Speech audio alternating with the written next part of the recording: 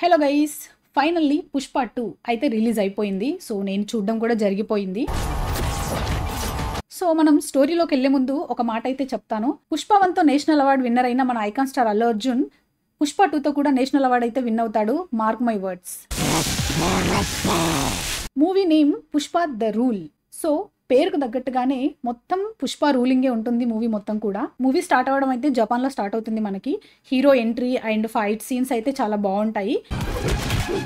And ఇంకోటి బాగుండేది ఏంటి అంటే వాటర్లో నుంచి ఒక కంటైనర్ బయటకు వచ్చేసి అక్కడ పుష్ప అని రాసి ఉంటుంది. అది కొంచెం మనకి బాగా అనిపిస్తుంది. ఇది కట్ చేస్తే మళ్ళీ మన పుష్పరాజ్ చిన్నప్పటి స్టోరీకి అయితే వెళ్ళిపోతారు. చిన్నప్పుడు కొంచెం ఇంటి పేరు కోసం ఎంత స్ట్రగుల్ అవుతున్నాడు మన హీరో అనేది అయితే కొంచెం చిన్నగా అలా టచ్ ఇచ్చి వదిలేస్తారు. ఆ తర్వాత మన మెయిన్ స్టోరీలోకి వచ్చేస్తారనమాట. పుష్పకి అండ్ శ్రీవల్లికి ఆల్రెడీ మ్యారేజ్ అయిపోయి ఉంటుంది కదా. సో వాళ్ళిద్దరి మధ్య కెమిస్ట్రీ అయితే కొంచెం చూపిస్తారు. అండ్ రొమాంటిక్ సీన్స్ కొంచెం ఫ్యామిలీతో చూడడానికి మనకి అక్కడక్కడ కొంచెం ఇబ్బంది అనిపించవచ్చు. బట్ సింగిల్గా వెళ్ళిన వాళ్ళకి, ఫ్రెండ్స్తో వెళ్ళిన వాళ్ళు అయితే బాగా ఎంజాయ్ చేస్తారు. తర్వాత కొంచెం ఫ్యామిలీ స్టోరీ అయితే ఉంటుంది. మనకి ఫస్ట్ హాఫ్లో కొంచెం అక్కడక్కడ ల్యాక్ ఫీల్ అయితే వస్తుంది. బట్ ఎక్కడ కూడా బోర్ కొట్టదు. ఆబ్వియస్లీ సుకుమార్ గారి మూవీస్ అంటేనే స్టోరీ కొంచెం ల్యాగ్ ఉంటుంది, అది మనందరికీ తెలుసు. తర్వాత మన షికావత్ గారి ఎంట్రీ. పార్ట్ 1లో బట్టలు ఇప్పించాడు అని చెప్పి పగబెట్టేసుకున్న మన షికావత్ అయితే రివెంజ్ కోసం అయితే వెయిట్ చేస్తూ ఉంటాడన్నమాట. ప్రతిసారి హీరో చేసే పనులకి అడ్డు రావడం, వాళ్ళని కొట్టడం, అరెస్ట్ చేయడం ఇలాంటివి అయితే చాలా జరుగుతాయి. బట్ ఇక్కడ ప్రతి సీన్లో కూడా మన హీరో ప్రతి దాన్ని డబ్బిచ్చి కొనేస్తాడు. మనీ మేక్స్ ఎవ్రీథింగ్ అంటారు కదా. సో ఈ మూవీ మొత్తం కూడా మనకు అదే ఉంటుంది. సో దాని తర్వాత ఇక్కడ మెయిన్ స్టోరీ ఎక్కడ స్టార్ట్ అవుతుంది అంటే శ్రీవల్లి ఒక చిన్న కోరిక అయితే కోరుతుంది. అదేంటి అంటే సీఎంతో పుష్పరాజుని ఫోటో తీసుకొని ఇంట్లో ఫ్రేమ్ కట్టించి పెట్టమని చెప్పి. ఫోటో కోసం సీఎం దగ్గరికి వెళ్ళిన మన పుష్పరాజుకి సీఎం అయితే ఫోటో ఇవ్వడు. ఒక స్మగ్లర్తో నేను ఫోటో దిగడం ఏంటి అని చెప్పి ఇన్సల్ట్ చేసి అయితే పంపిస్తాడనమాట. సో అక్కడైతే చాలా గట్టిగా హట్ అవుతుంది మన హీరో ఈగో అనమాట. సో ఎట్లా అయినా సరే సీఎంతో ఫోటో దిగాలి అని చెప్పి వీళ్ళ దగ్గర ఉన్న ఎంపీని సీఎం చేయడం కోసం ట్రై చేస్తాడనమాట. ఈ టైంలోనే వీళ్ళకి 500 కోట్లు అయితే అవసరం అవుతాయి. సో ఈ 500 కోట్ల కోసం 2000 టన్నుల ఎర్రచందనంని సప్లై చేయడం కోసం నేషనల్ లెవెల్లో కాకుండా ఇంటర్నేషనల్ లెవెల్లో అయితే డీలింగ్స్ తీసుకుంటాడు మన హీరో.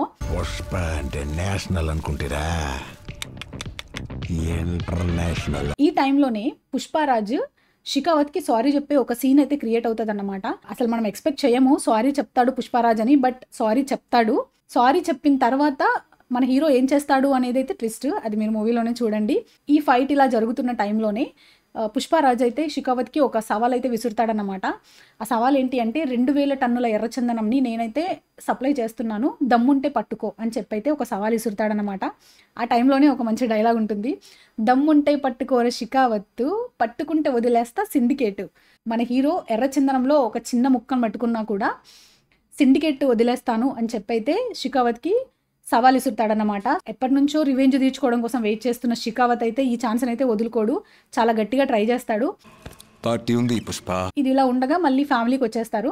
మధ్యలో ఒక 30 మినిట్స్ అయితే గంగమ్మ తల్లి జాతర ఉంటుంది. మూవీ మొత్తానికి ఇది హైలైట్ అని చెప్పుకోవచ్చు. 30 మినిట్స్ మన హీరో గారు శారీ కట్టుకోవడం కానీ అండ్ ఆ గ్యాప్లోనే చూసేకి అగ్గిరవ్వ మాదిరి ఈ సాంగ్ కూడా మనకి అదే సీన్లో చూపించేస్తారు. అండ్ గంగమ్మ తల్లి జాతరలో మాత్రం ఒక హార్ట్ టచింగ్ సీన్ అయితే ఉంటుందన్నమాట.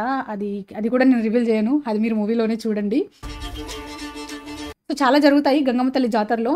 అండ్ మన శ్రీవల్లి గారికి కూడా మంచి డైలాగ్స్ ఇచ్చారు ఆ సీన్లో, అది కూడా చాలా బాగుంటుంది. బట్ ఆ 30 మినిట్స్ అయితే మనకి గూస్ బంప్స్ వచ్చేస్తాయి, అంత బాగుంటుంది ఆ 30 మినిట్స్. సో దాన్ని అయితే అసలు మిస్ అవ్వకండి ఎవరు. సో ఈ సీన్ తర్వాత ఎర్రచందనం సప్లై ఉంటుంది. కొంచెం మన హీరో స్మార్ట్గా ఆలోచించి ఫైనల్లీ ఎర్రచందనం అయితే సప్లై చేసేస్తాడు. అది ఎలా చేశాడు ఏంటి అనేది అయితే మీరు మూవీలోనే చూడాలి. సో ఫైనల్లీ మనకి ఇక్కడ షికావత్ అయితే ఫ్లవర్ అయిపోతాడు అనమాట. మనకి మూవీ మొత్తంలో కామెడీ సీన్స్ అయితే మనకి ఎక్కడా ఉండవు. బట్ కొంచెం ఏమైనా మనం నవ్వుకుంటే మాత్రం షికావత్ మ్యాటర్లోనే కొంచెం మనకి నవ్వు వస్తుంది. తినే కొంచెం కామెడీ చేశాడు.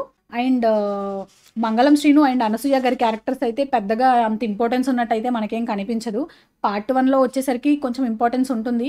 బట్ పార్ట్ 2కి వచ్చేసరికి అసలు వీళ్ళని ఎందుకు పెట్టారా అన్న ఫీల్ అయితే వస్తుంది మనకి. అంత ఇంపార్టెంట్ క్యారెక్టర్స్ అయితే ఏం కావు. ఇప్పటి వరకు మెయిన్ విలన్గా ఉన్న షికావత్ అయితే సైడ్ అయిపోయి సెకండ్ హాఫ్ ఎండింగ్కి వచ్చేసరికి అయితే ప్రతాప్ రెడ్డి క్యారెక్టర్ జగపతి బాబు గారు చేశారు. సో జగపతి బాబు గారే మెయిన్ విలన్ లాగా అయితే కనిపిస్తారు మనకి ఎండింగ్కి వచ్చేసరికి. పుష్పరాజ్ ఫ్యామిలీకి సంబంధించిన ఒక అమ్మాయిని అయితే కిడ్నాప్ చేస్తారు. సో ఆ సీన్ అయితే కొంచెం మనకి బయట జరుగుతున్న రేప్ సీన్లకి కొంచెం రిలేటెడ్గా ఉంటుంది. అంటే ఒక అమ్మాయిని టచ్ చేస్తే ఏం జరుగుతుంది అనేది అయితే మన హీరో లాస్ట్ ఫైట్లో అయితే చూపిస్తారు. ఆ ఫైట్ మాత్రం చాలా బాగుంటుంది. అండ్ మూవీలో మెయిన్గా లేడీస్కి ఇచ్చే రెస్పెక్ట్ చాలా బాగుంది. ప్రతి సీన్లో కూడా లేడీస్ అంటే ఎంత రెస్పెక్ట్ ఉంది అనేది అయితే చూపిస్తారు. మూవీ మొత్తానికి మనకి మెయిన్ ప్లస్ పాయింట్ ఏంటి అంటే అల్లు అర్జున్ గారి acting. Next level acting, seriously. మొత్తానికి మనకు మూవీ మొత్తంలో కూడా ఒక ఫైర్ అయితే కనిపిస్తుంది మనకి ప్రతి సీన్లో. ఆ క్రెడిట్ మొత్తం కూడా సుకుమార్ గారిదే. ఆయన డైరెక్షన్ అలా ఉంటుంది. బ్యాక్గ్రౌండ్ మ్యూజిక్ కానీ, సాంగ్స్ కానీ, కొరియోగ్రఫీ కానీ, డైరెక్షన్ కానీ అండ్ గ్రాఫిక్స్ కానీ, మూవీని ఒక్కొక్క సీను చూపించే విధానం ఉంది కదా, చాలా బాగుంది. నాకైతే చాలా బాగా నచ్చింది. సో ఓవరాల్గా మూవీ అయితే సాటిస్ఫై అవుతాం మనం. చాలా బాగుంది. సో మూవీ ఎండింగ్కి వచ్చేసరికి పుష్ప 3కి సంబంధించిన ఒక క్యారెక్టర్ అయితే ఎంటర్ అవుతుంది. బట్ ఆ క్యారెక్టర్ ఎవరు ఏంటి అనేది మనం తెలుసుకోవాలంటే పుష్ప 3 వచ్చే వరకు వెయిట్ చేయాల్సిందే. సో పుష్ప 3 అయితే ఉంది, కన్ఫర్మేషన్ ఇచ్చేశారు మనకి. బట్ కొంచెం లేట్ అవ్వచ్చు మూవీ రావడానికి. ఫైనల్గా ఒక మాట అయితే చెప్తాను, ఒక హీరోని ట్రోల్ చేయొచ్చు, బట్ దానికి కొన్ని లిమిట్స్ ఉంటాయి. ఆ లిమిట్స్ ఎప్పటికీ కూడా మనం క్రాస్ అవ్వకూడదు. సో మనం అల్లు అర్జున్ గారి మీద చాలా ట్రోల్స్ వస్తున్నాయి, అదంతా మనం చూసాము. నా పర్సనల్ ఒపీనియన్ ఏంటి అంటే మన తెలుగు హీరోని మనమే తక్కువ చేసుకుంటున్నాం, అదైతే కరెక్ట్ కాదు. సో ప్లీజ్ బయట జరుగుతున్న ఈ ట్రోల్స్ ఇవన్నీ కూడా కొంచెం తగ్గిస్తే మంచిది, ఎందుకంటే మనల్ని మనమే తక్కువ చేసుకుంటున్నాం. అండ్ మూవీ కలెక్షన్ వైజ్ అయితే నేనైతే 1000 CR అయితే క్రాస్ అవుతుంది అనుకుంటున్నాను. సో మీ ఒపీనియన్ ఏంటి అనేది కింద కమెంట్ సెక్షన్లో కమెంట్ చేయండి. బాయ్.